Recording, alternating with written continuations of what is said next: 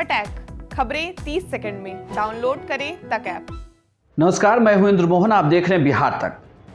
इस खबर को मैं आगे बताऊं उसके पहले स्क्रीन पर कुछ महत्वपूर्ण आंकड़ों को जरूर दिखाना चाहता हूं। उसके बाद ये बताऊंगा कि बिहार में शराबबंदी की समीक्षा की मांग तो की जा रही है, लेकिन क्या शराबबंदी कानून को वापस लिया जा सकता है। खैर, पहले स्क्रीन पर दिए कुछ आंकड़ों को देखिए। अप्रैल 2016 से दिसंबर 2021 तक बिहार में शराबबंदी कानून के तहत 2.03 लाख मामले सामने आए। इनमें से 3 लाख से ज़्यादा लोगों को गिरफ्तार किया गया है। इनमें से 1.08 लाख मामलों का ट्रायल शुरू हो गया है। 94,639 मामलों का ट्रायल शुरू होना अभी भी बाकी है। रिपोर्ट के मुताबिक दिसंबर तक 1,636 मामलों का ट्रायल पूरा हो चुका है। इनमें से 1,019 मामलों में आरोपियों को सजा मिल चुकी है, जबकि 610 मामलों में आरोपी बरी हो चुके हैं। इन आंकड़ों को देखकर आपको समझ में आया होगा कि बिहार में शराबबंदी कानून के बाद किस तरीके से लोगों की गिरफ्तारियां हुई। इस कानून के बाद कोर्ट पर कितना प्रेशर बढ़ा। खैर, बात यह नहीं है। नालंदा में जब जहरीली शराब पीने से 12 लोगों की मौत हो गई तो उसके बाद एक बार फिर से सवाल उठने लगा है कि क्या इस कानून की समीक्षा की जरूरत है, क्योंकि लगातार बिहार में शराब तो मिल ही रही है। खुद नीतीश कुमार ने जितनी भी सामाजिक सुधार यात्राएं की, हर दिन उन्होंने इस आंकड़े को जरूर गिनाया कि बिहार में कितनी बड़ी मात्रा में शराब पकड़ाई गई शराबबंदी कानून लागू होने के बाद। तो बड़ा सवाल उठता है कि आखिर बॉर्डर क्रॉस करके शराब बिहार में आती कैसे है। खैर, संजय जायसवाल जो बीजेपी के प्रदेश अध्यक्ष हैं, सांसद हैं, उन्होंने एक सवाल उठाया था कि वो शराबबंदी कानून के पक्षधर हैं, लेकिन उन्हें शराबबंदी कानून पर समीक्षा की भी वो बार बार बात उठाते रहे कि इस कानून की समीक्षा की जरूरत है। हालांकि इसके पहले जब गोपालगंज में भी लोगों की मौत हुई थी तो उसके बाद नीतीश कुमार ने एक मीटिंग बुलाई थी। उसमें सभी दलों ने एक साथ एक स्वर में कहा था कि शराबबंदी कानून लागू होनी चाहिए, किसी तरीके की समीक्षा की बात नहीं की गई।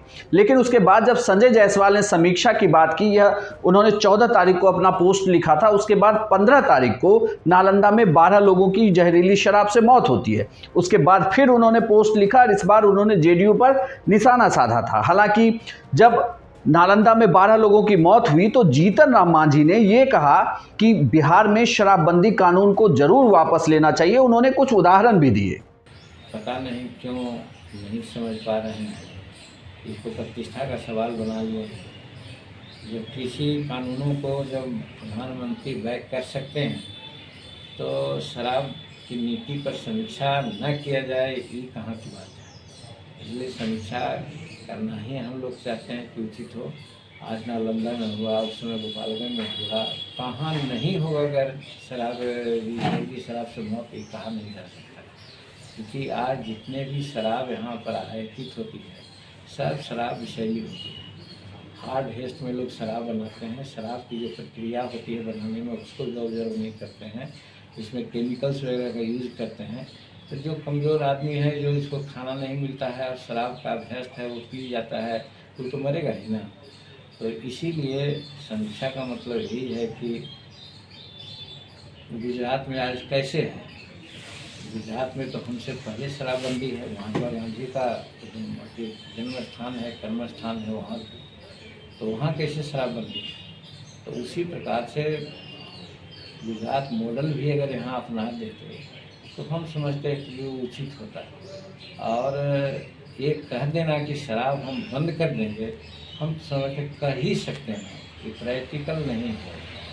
बात यहीं पर खत्म नहीं हुई। अब आप देखिए कि एनडीए के जो घटक दल हैं, हम और बीजेपी, ये लगातार कह रही है कि इसकी समीक्षा करनी चाहिए। अब विरोधी में जो दल खड़े हैं, आरजेडी ने तो सवाल उठाया ही था। अब कांग्रेस के विधायक दल के नेता अजीत शर्मा सामने आए और उन्होंने कहा कि वो शुरू से कह रहे हैं कि इस कानून पर जरूर बात होनी चाहिए, क्योंकि जिस तरीके से सख्ती लगाने के बावजूद बिहार में शराब मिल रही है और जहरीली शराब पीने से लोगों की मौत हो रही है, तो इसका मतलब है कि इस एक फैसले में कहीं ना कहीं दिक्कत जरूर है।